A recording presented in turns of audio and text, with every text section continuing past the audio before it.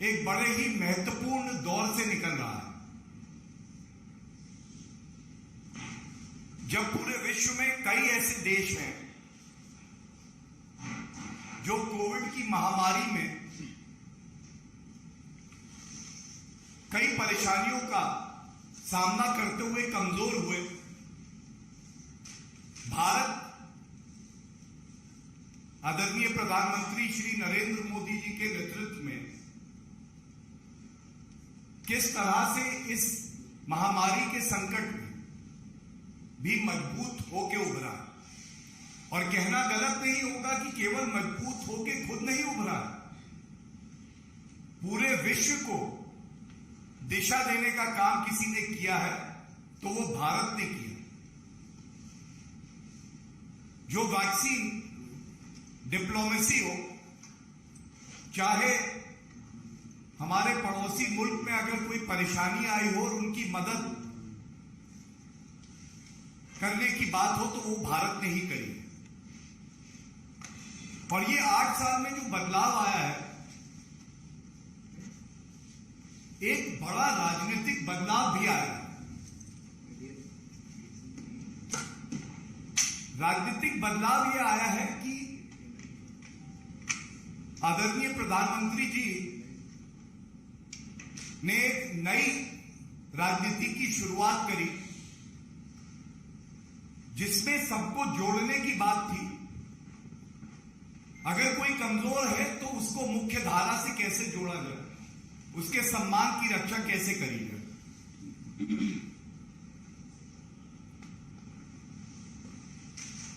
और जो पहले वोट बैंक की तोड़ो राजनीति होती थी, उस पे जोड़ो राजनीति हावी हो गई। पहले धर्म और जात के आधार पे विपक्षी पार्टियां, खासकर कांग्रेस पार्टी, तोड़ने का काम करती थी।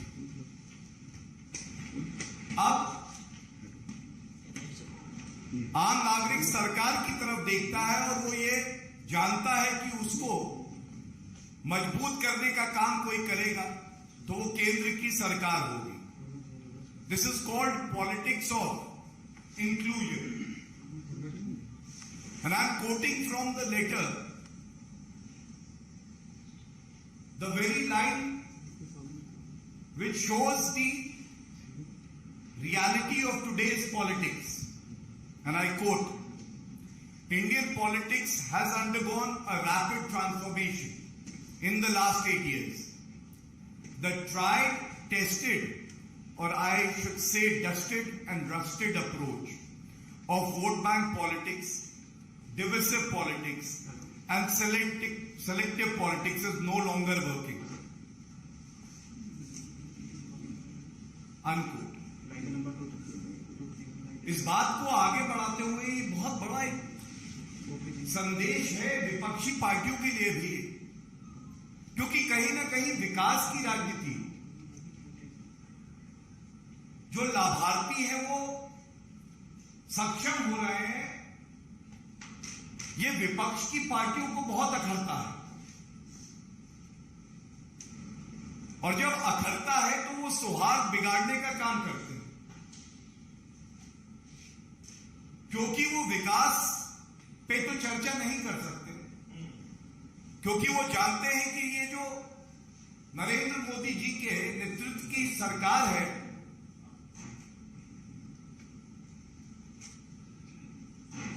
ये बड़े ईमानदारी से जनता के प्रति समर्पित है और कार्य कर रही है। तो इसलिए नैरेटिव को बदला कैसे जाए, कैसे समाज में फूट डाली जाए, कैसे तोड़ा जाए, कैसे सौहार्द बिगाड़ा जाए, कैसे चयनात्मक राजनीति करी जाए,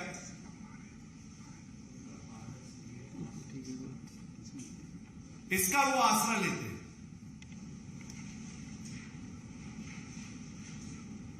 और अभी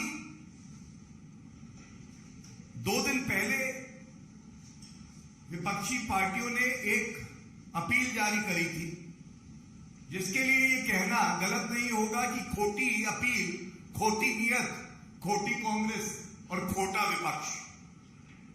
और ये मैं क्यों कहता हूं, बड़ी जिम्मेदारी से आपको बताता हूं। उस चिट्ठी में अगर किसी का अपमान किया गया तो भारत के जो नागरिक हैं उनका अपमान किया जा रहा है, सेलेक्टिव पॉलिटिक्स की जा रही है।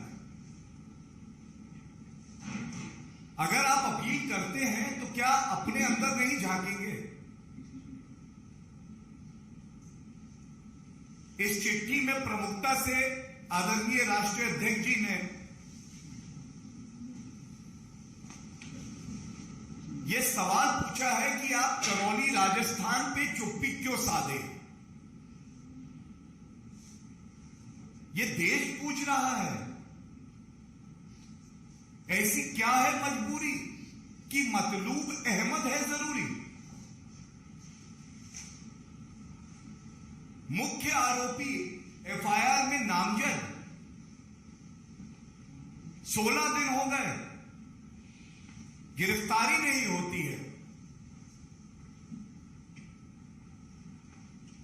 राजस्थान की कांग्रेस सरकार इतनी मजबूर, इतनी निठल्ली, जो चोटिल जनता है वो भी आपसे यह सवाल पूछ रही है कि हमारा कसूर क्या था। हिंदू नववर्ष मना रहे थे, ये कसूर था हमारा।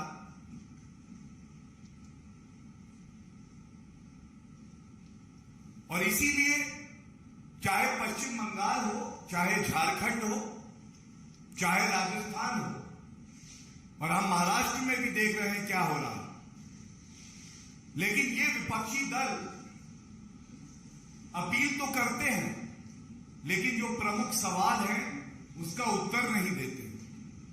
और हद कब हो जाती है मैं आपको बताऊं, जिन सरकारों को कटघरे में खड़ा होना, पश्चिम बंगाल की बात कर लीजिए, कानून व्यवस्था पूरी तरह से ध्वस्त है, लेकिन उस अपील में हस्ताक्षर मुख्यमंत्री ममता बनर्जी जी का भी है, जिसकी जवाबदेही है वो हस्ताक्षर कर रहा है और वो आरोप लगा रहा है, लेकिन जिस जिम्मेदारी का निर्वहन उसे करना है संवैधानिक शपथ लेके, वो नहीं कर रहा। ये एक अजीबोगरीब तरह की नकारात्मक सौहार्द बिगाड़ने वाली राजनीति केवल और केवल विपक्ष, खासकर कांग्रेस, टीएमसी, ये दल कर सकते हैं। और ये भारत, उज्जवल भारत जो आगे बढ़ रहा है, जो मजबूत हो रहा है, इसमें एक बात बिल्कुल स्पष्ट हो गई। एक तरफ आदरणीय प्रधानमंत्री जी की एक दूरदर्शी सोच है, इस देश का हित कैसे हो, देश सर्वोपरि। दूसरी तरफ तुच्छ राजनीति करते हुए कांग्रेस की, विपक्षी पार्टियों की सोच है हमारा भला कैसे, हम सत्ता में कैसे हैं, हमें देश से कोई लेना देना नहीं। अगर सत्ता में आने के लिए दंगाइयों के साथ खड़ा होना पड़ेगा तो हम हो जाएंगे, अगर किसी दंगाई पे कार्रवाई नहीं करके हमें लाभ होता है राजनीतिक, तो हम वो भी करेंगे। और जैसा मैंने पहले कहा, ये जो जोड़ों की राजनीति है, इसके सामने विपक्ष की जो तोड़ों की राजनीति है वो बहुत बौनी हो गई। ये देश बदल गया। यहां वोट बैंक पॉलिटिक्स, तुष्टीकरण की पॉलिटिक्स, अब ये भारत के नागरिकों को स्वीकार नहीं है। वो जवाबदेही चाहता है विपक्ष से, और उसी विपक्ष से जो प्रदेश में सत्तारूढ़ है। ये गैर जिम्मेदार विपक्ष भूल जाता है कि कई प्रदेशों में वो सत्तारूढ़ है और वहां उसको जवाबदेही देनी होगी।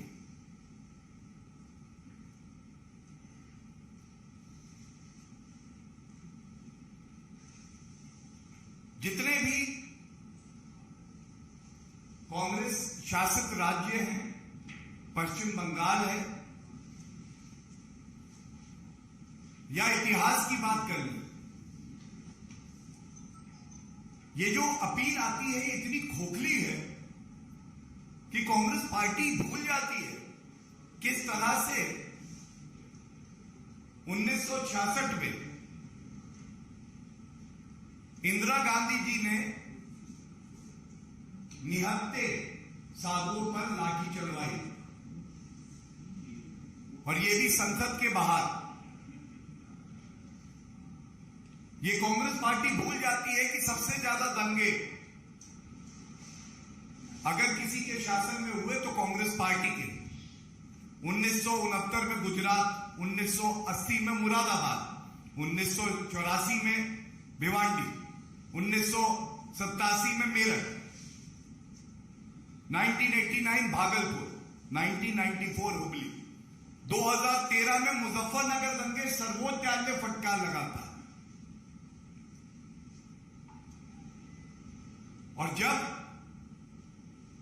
खुद कटघरे में खड़े होते हैं तो दुख की बात है कि उसको सही कैसे ठहराते हैं। इसका सबसे दुर्भाग्यपूर्ण उदाहरण कोई है तो राजीव गांधी जी, जिन्होंने 1984 के नरसंहार को कह दिया कि जब बड़ा पेड़ गिरता है तो धरती हिलती है। इसका वर्णन भी इस अपील में है जो राष्ट्रीय अध्यक्ष जी ने लिखा।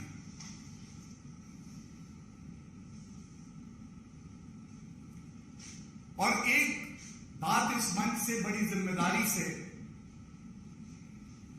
कहनी होगी, ये जो बार बार विपक्ष कहता है देश में डर का माहौल है, सौहार्द बिगड़ रहा है, नहीं, देश में आज आत्मविश्वास का माहौल है, देश में आज प्रगति का माहौल है, देश में आज नई ऊर्जा का माहौल है।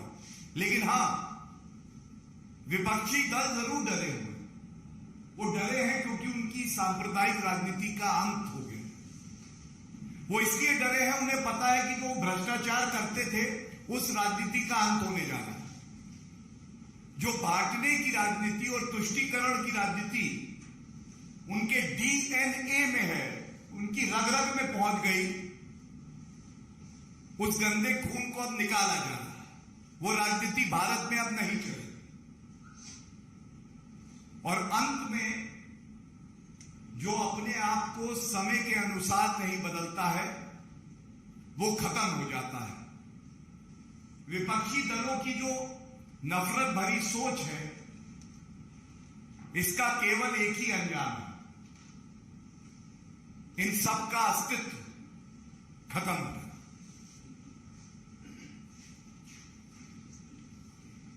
ये जो अपील राष्ट्रीय अध्यक्ष जी द्वारा की गई है, इसमें एक और प्रमुख मुद्दा जो मैं आपके समक्ष रख के अपनी बात को खत्म करूंगा इस विषय पे।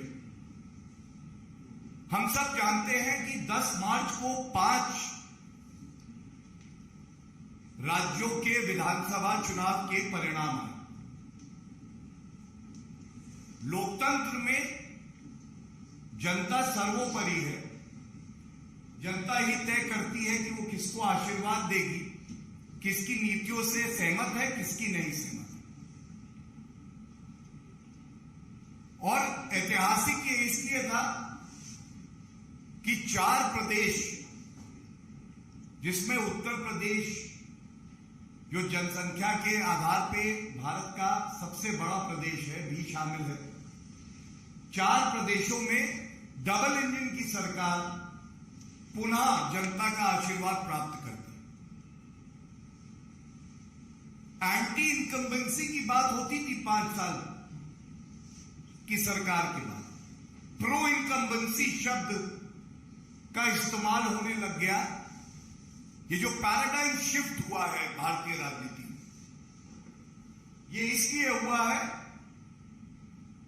कि भारतीय जनता पार्टी ही वो पार्टी है जिसके पास आज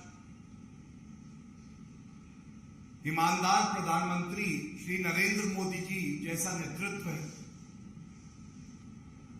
जिसके पास ऐसा संगठन है जो मानता है कि सेवा ही परम भाव है, और एक सोच है जिससे देश आगे बढ़ रहा है।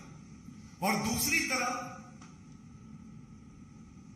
जब ये परिणाम आए तो कांग्रेस पार्टी जो पंजाब में सत्तारूढ़ थी वहां भी सुपड़ा साफ हो गया। लेकिन ये बात उनको तब भी समझ नहीं आई कि ये जो नफरत की राजनीति वो कर रहे हैं, दंगाइयों के साथ खड़े होते हैं, इसको भारत की जनता अस्वीकार कर चुकी। और अंत जो है इस विषय पर, इस अपील का जो भाव है कि ये देश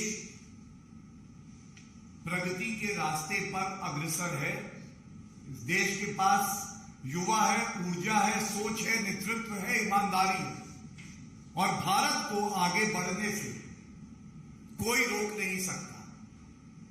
अगर विपक्ष रोड़े भी लगाएगा तो भी उनको करारा जवाब जनता देगी, और ये देश अब रुकने वाला नहीं। बहुत बहुत धन्यवाद।